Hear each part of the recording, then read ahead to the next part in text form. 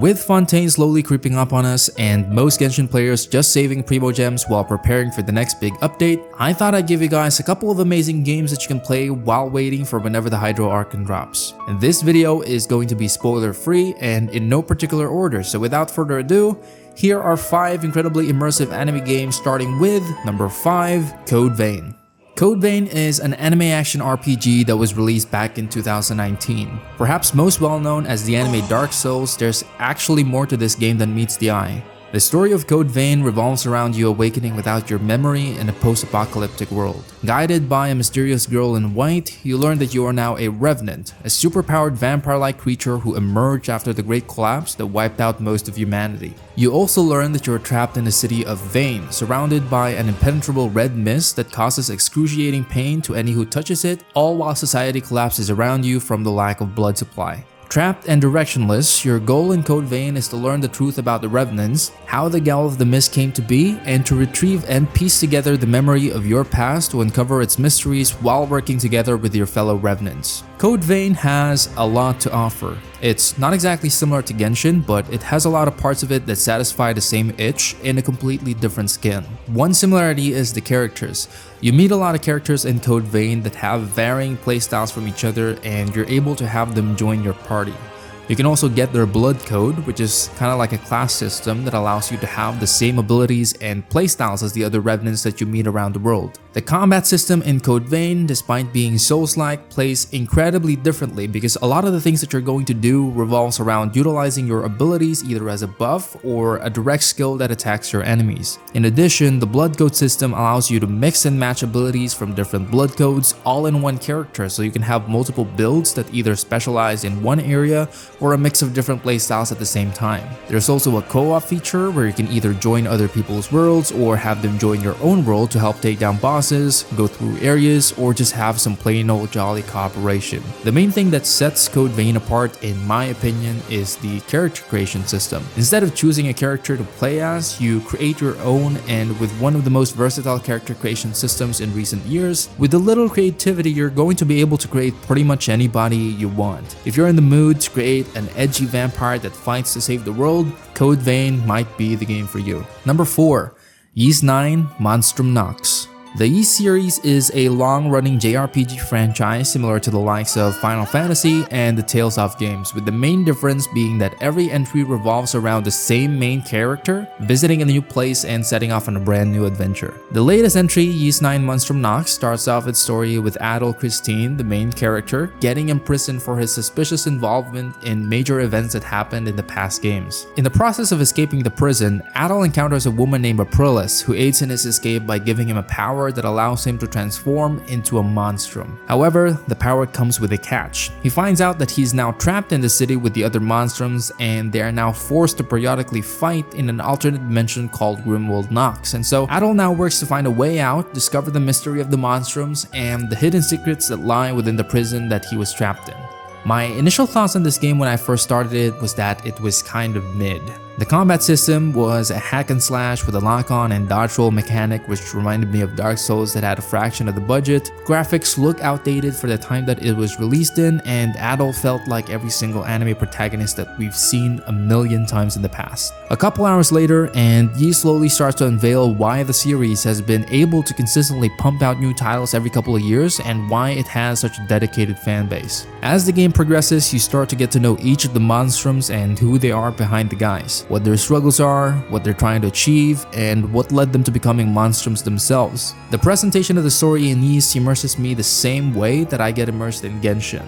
We get to know the characters and we help them figure out whatever challenge they face, and eventually they start joining our party and helping us out in our quests. Once you have people in your party, the game introduces you to a quick swap mechanic that will allow you to switch to different party members who are more suited to whatever enemy type you're facing at that moment in a rock, paper, scissors type damage system. Not only that, but there's a semi-open world that you can explore, which becomes larger and larger the more you progress in the story, while also getting easier and easier to navigate, because whenever you get a new member into your party, whatever mobility skill they have, you get it as well. For example, Adol is able to zip from roof to roof, White Cat allows you to run up walls, and the Feral Hawk gives you wings that you can use for gliding. There are side quests to be done, chests and collectibles to be collected, and a fun JRPG adventure that I can't wait to get back into and actually finish. Number 3. Scarlet Nexus. Set in the futuristic brain-punk world where humans evolve to develop psionic brain powers, Scarlet Nexus is an action JRPG and is one of the hidden gems missed by a lot of people when it was released back in 2021. Featuring an intersecting dual story, at the start of the game you'll be able to pick which character you want to start with. Yuito, who is a fresh recruit coming from a major political family, or Kazuna Randall, who was counted by the military for her psionic prowess. As the story progresses, you'll be working together with your fellow OSF soldiers to slowly uncover the mysteries of the world around you while suppressing the others, monsters seeking to feed on the brains of humans who started descending from the sky after a catastrophic event in the past. Scarlet Nexus has been on my list ever since the first trailer dropped, and it didn't disappoint.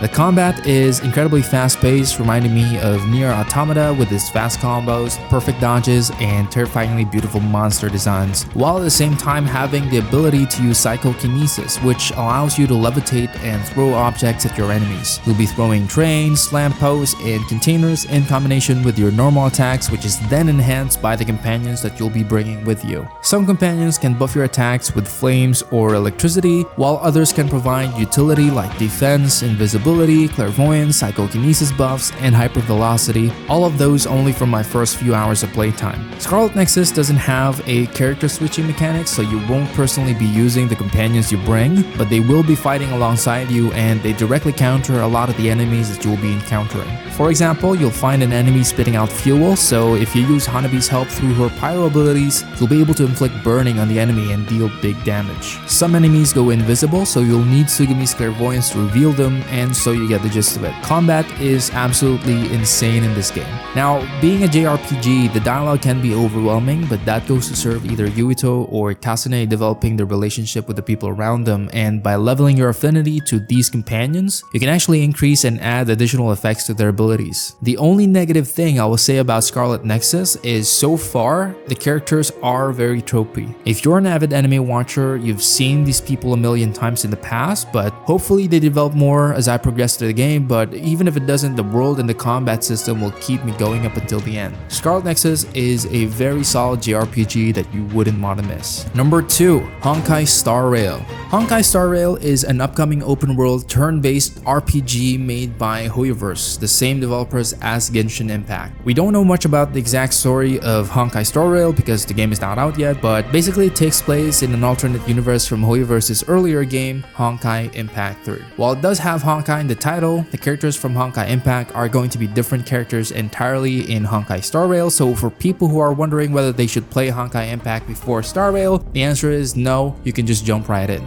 The main difference between Honkai Star Rail and Genshin Impact is the combat system. While Genshin Impact has a real-time action combat that utilizes elemental reactions in order to defeat your enemies, Honkai Star Rail actually uses a turn-based combat system where the elements don't react with each other, but instead counter other elements through a break system where the reaction will only occur once the bar runs out. Even though both of them are open-world gacha games that are highly polished and they even share some similar upgrade systems, these are two completely different games that may or may not appeal to already existing Genshin players. Now, I'm the type of guy who grew up playing stuff like Swords and Sandals on Flash, so I absolutely love turn-based games, but I do understand why some people would choose to skip over this in favor of something with real-time action combat like some of the games on this list. But if that's not a problem for you, then you're in for a good time. From what we're hearing from people who have tried the beta, the game is good, if not a little bit slower paced because of the combat system, and the story is up to par when it comes to Hoyoverse's other games. There's not a lot to say about this game until it's out on April 26th, but if you're looking for something similar to Genshin, Honkai Star Rail is most likely going to be the closest experience you can get. Now, before we talk about number 1, I have a few honorable mentions that didn't quite make the list, but I think some of you might actually consider playing. First one is Wuthering Waves. Aside from Honkai Star Rail, Wuthering Waves is most likely the most similar game to Genshin on this list. It's an open world action RPG gacha game with character switching mechanics, but unlike Genshin, the world seems to be a lot grimmer and the game heavily focuses on combat. There was a gameplay video that was released recently and honestly it looked very promising to the point where I think this might be the first game that will actually be able to have a chance to create a sizable niche in the open world RPG gacha market that's been dominated by Genshin. There's no release date yet for this, but open beta for North America starts on April 24th. Next one is Final Fantasy XIV.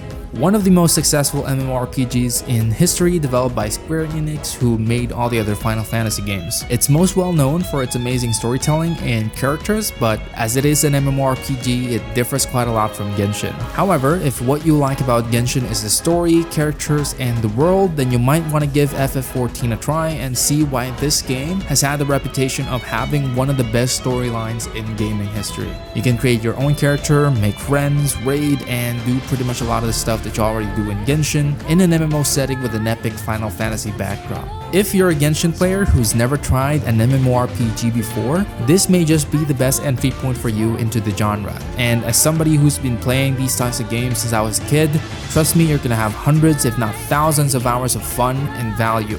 Last, for the honorable mentions, you probably expected this already, Tower of Fantasy. Tower of Fantasy is a shared world MMO with gacha mechanics and action combat. You guys probably already heard of this, if not already tried it yourself, so I'm not gonna go into it much, but it's at least worth a shot if you've never played it before. Honestly, I didn't really enjoy it that much. It just felt too unpolished for me and didn't really do enough to make me stay. However, it still has a decent amount of players and there are people out there who genuinely enjoy this game, whether it's for the massive open world, fun minigames, or the fast-paced action combat. You might find something here that you like, but it's just not for me. I do want to give credit where credit is due. It has one of the best character creations that I've seen in a while, so if nothing else, give it a try for that. Now that that's finished, let's move on to number 1, Tales of Arise. Tales of Arise is the latest entry in the long-running Tales of JRPG series, and from what I'm hearing is currently one of the best entry points into the series. Unlike Ys, the Tales of games take place in their own little world, so you can play most of them in any order that you want, with only a few exceptions. Arise's story is about two worlds and its people, Dana and Rena. 300 years in the past, Rena launched an invasion on Dana and unleashed devastation on its people with their significantly more advanced technology and magical abilities called the Mystic Arts. The Danans were oppressed and enslaved in the process, and so for 300 years they tried and failed to fight against the Renan's tyranny. In the present, each region in Dana is controlled by a lord who is vying for power in a race for the throne of Rena. In the story, you play as an amnesic Danan slave known only as Iron Mask, who has a condition where he doesn't feel pain. Another character that you play as is Xion, who is a Renan fugitive with the power to unleash a burning sword from her chest, which grants the user great power in exchange for the damage it causes on the body. With their unlikely alliance formed, you journey throughout the 5 regions, taking down each of the lords, fighting against your oppressors, and trying to liberate the world of Dana. Tales of Arise is hands down one of the best modern JRPGs out right now, especially for people who are looking to get into the genre. Not only does the game look absolutely incredible, but the combat has evolved in a way to better fit what most modern gamers are looking for in terms of pace and style. You can fit up to 4 characters in your party, each having their own specialties, playstyles, strengths, and weaknesses, and there's also a quick swap mechanic like some of the other games from this list.